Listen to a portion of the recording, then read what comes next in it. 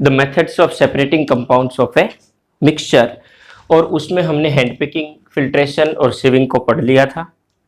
आज हम दो मेथड डिस्कस करेंगे, एवोप्रेशन एंड सेंट्रीफ्यूज। देखिए बेटे, एवोप्रेशन क्या होता है आप सब लोग जानते हैं, EVAPORATION। जब हम किसी लिक्विड को उसके बॉइलिंग पॉइंट तक गर्म करते हैं तो वो भाप बन के उड़ जाता है, मतलब conversion of liquid to gaseous form is called evaporation. इसी प्रॉपर्टी का यूज करके हम non volatile compounds, non volatile माने जो एवोपरेट ना होते हों, और वोलेटाइल माने जो एवोपरेट होते हों, तो नॉन वोलेटाइल सॉल्यूट्स को वोलेटाइल सॉल्वेंट में से अलग कर सकते हैं। लिख लीजिए, evaporation, the method of separating A non-volatile solute from a volatile solvent is called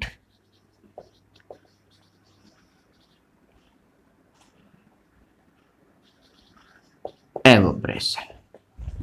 ठीक है बेटे, अब एवोप्रेशन का यूज कहाँ किया जाता है? मेन तौर पर जो आपकी इंक होती है उसमें से डाई को अलग करने के लिए। डाई मानी the coloured pigment in ink is called dye. देखिए कैसे ये काम करता है, एक थोड़ा सा डायग्राम बना के एक लाइन और लिखेंगे इसमें। हम इंक को डायरेक्ट गर्म ना करके उसको हीट प्रोवाइड करते हैं through water, that is water in a beaker, और ये आपकी इंक है। जब इसको हीट किया जाता है बर्नर वगैरह पे रखे तो क्या होगा, पहले वाटर गर्म होगा, इसकी भाप बनेगी, और वो जो वाटर वेपर्स हैं वो जो आपकी जो चाइना डिश है इसको हीटअप करेंगे, और यहाँ से ऊपर जो इंक है वो एवोपरेट हो जाएगी, और नीचे यहाँ क्या बचेगा, जो रेजिड्यू है वो जो नॉन वोलेटाइल सॉलिड पार्टिकल्स होते हैं दैट इज डाई, वो यहाँ बच जाएगा। लिखिए, बोल के ही लिखवा देता हूँ या लिख लीजिए, इन दिस मेथड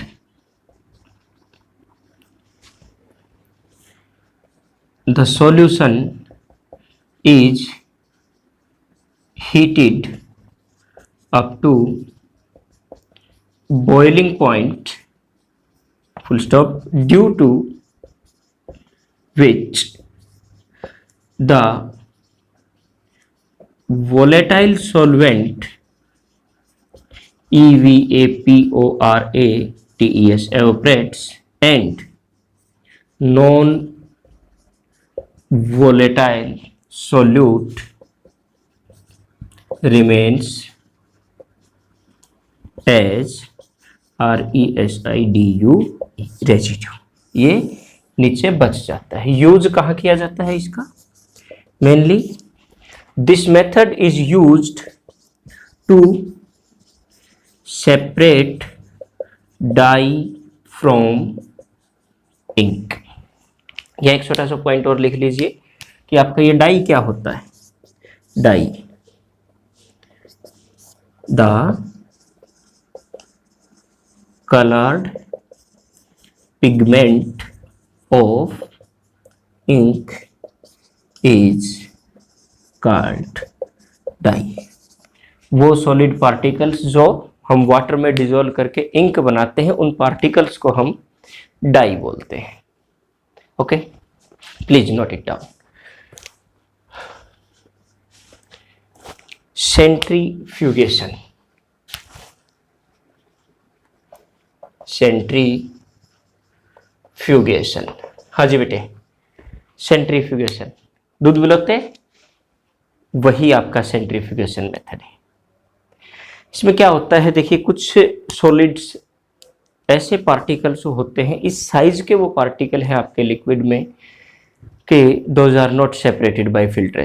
हम दूध को छान लेते हैं, जो आपके भूसा वगैरह या कोई इस तरह के बड़े पार्टिकल्स हैं वो तो आपकी सीविंग से निकल जाते हैं, बट बटर जो है वो मिल्क में डिजोल्व ही रहता है, अलग नहीं होता।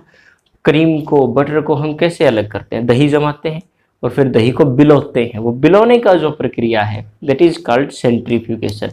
अगर हम अकेले मिल्क को भी बिलोएंगे तो भी उससे बटर अलग होगा, बट थोड़ी मात्रा में। फर्मेंटेशन के बाद क्या होता है, जब उसको दही में बदल दिया जाता है तो अधिक मात्रा में बटर निकलता है। तो ये जो प्रोसेस है, इसी प्रोसेस को हम सेंट्रीफ्यूगेशन कहते हैं, और इस प्रोसेस का यूज हम लेबोरेटरीज में ब्लड टेस्ट वगैरह के लिए भी करते हैं। तो जस्ट लिख लीजिए, the process of separating very fine particles of solid bye spinning it at high speed is called centrifugation. Okay, centrifugation में हम प्रोसेस में क्या लिखेंगे? डायरेक्ट आप ये कीजिए, डायग्राम बनाना रहने दीजिए, सिर्फ लिख लीजिए। When a solution is spun at very high speed, then what happens? The heavier particles, yeah, the denser particles are settled at bottom, whereas lighter particles start floating above it. बस simple सा लिख लीजिए। When a solution is spun at very high speed, the heavier particles are forced to bottom, whereas lighter particles forced remains at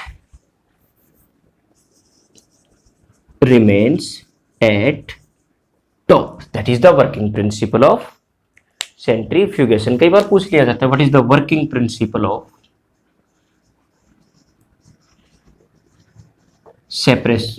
separation by centrifugation? Okay, use हम इसका कहाँ कहाँ करते हैं? Number 1, eight Holmes. Number 2, in diagnostic labs. And number 3, in washing machine. हाँ जी, कपड़े धोने के बाद जो सुखाने वाला पोर्शन होता है वो क्या करता है? घुमाता है, वाटर को स्क्वीज करता है, निचोड़ देता है उनको। लिख लीजिए, at home to separate butter from milk, in diagnostic labs to test blood, and in washing machine to squeeze squeeze water from cloths। ये लीजिए आज का आपके दोनों टॉपिक बिल्कुल सिंपल से। Please take a snapshot and make proper notes. Thank you.